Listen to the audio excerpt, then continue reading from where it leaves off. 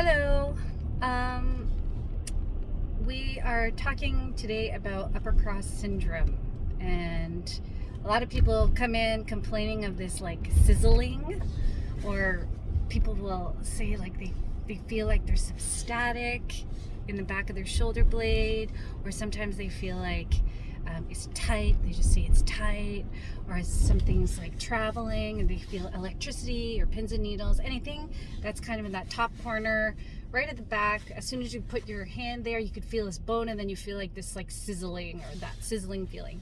That is a very common issue, and the reason why you get that is because of, you guessed it, posture. So it's that forward posture, and I think we need to normalize that we all live in a forward posture, because everything we do in our life is promoting that.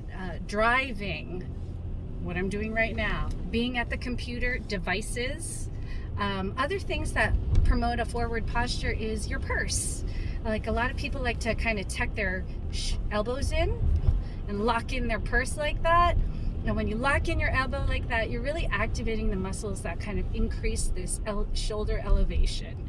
So if you're already working at a computer, if you're already spending hours a day sitting in front of a computer or with your hands in front of you, you might be a mechanic, a hairdresser, dental hygienists. Everybody has like this kind of locked in forward posture. We need to normalize that. And what happens is your front structures, your chest, your neck, a lot of the front structures start pulling you forward. The muscles end to end start to get shorter, and then they just keep kind of like winding up like a spring. Okay, and they don't really let go. They kind of stay there. They can be in a relaxed position, but the length over time gets shorter, and then that's your new baseline. So when you start, when it gets to a point where the muscles in the back, the muscles in the front are going shorter and shorter and shorter. The muscles in the back are connected to this very similar structures, the shoulder blade, the collarbone. They start to get end to end longer and longer. So we start to lengthen our muscles. And then when you have overly lengthened muscles, then they become really weak. They become really, really weak, and it's hard to contract them back so that they could do their job. It's hard for them to do their job when they're over lengthened, and then they become very weak.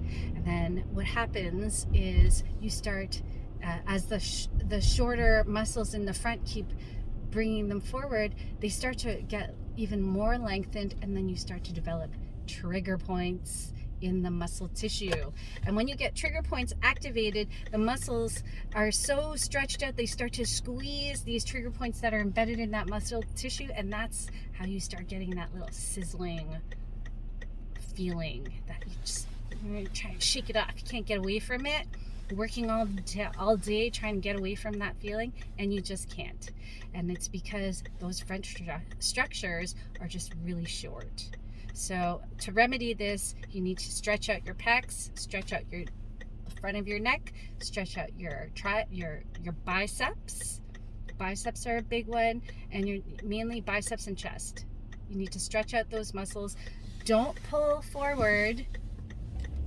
A lot of people tend to pull forward and try to alleviate the pain that way. And yes, it does feel good to rub it like that, but if you're yanking on your traps, they're already overstretched, so you're actually making it worse. You're also making it worse when you go up to your favorite corner of the house and jam your shoulder blade into the back of the corner. Jam your shoulder blade into the corner of your favorite wall. Also feels great. It's not doing you any favors. You need to do the work. Do the work. Stretch your pecs. Stretch your biceps. How often? All the time. 10x it. Because the amount of stretching that you're going to do for your chest and your biceps, if you're watching this right now, is not going to equal out the amount of time that you spend sitting in front of your computer working or driving. So you got to do the work. Do it.